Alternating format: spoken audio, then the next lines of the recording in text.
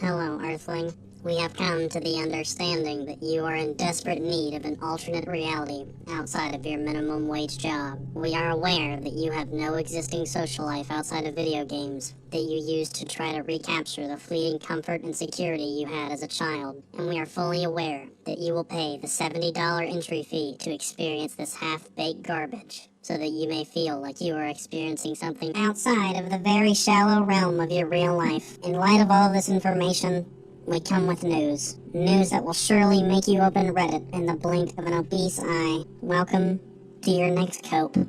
Welcome to Starfield.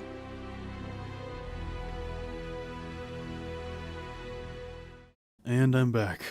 Back to complain. I'm gonna be upfront with this one and say I know nothing about this game besides that it's $70 and it takes place in space. But even if I knew the exact location of every single soy refuel station and could visually recite every single frame of every alien sex scene, it wouldn't make a difference. I just fucking hate new video game releases and any adult who purchases them as well. If you are above the age of 18 and you purchase a newly released $70 video game, I can immediately narrow you down into two different archetypes of people. And keep in mind, there are zero gray areas here. You are 100% undeniably either a normie who purchases these games, plays it for about 2 hours, and never touches it again. And you do this solely so you can use it as a stepping stone in a social interaction where you can go off of what the room is saying to each other to either gas it up and say it's game of the year or say it was bad. Or you are a complete loser whose main cope to get through their miserable life is to boot up their $3,600 gaming PC to play the new release on max graphics to chase the small semblance of comfort and stability you had as a child when playing Mario Galaxy on the Wii.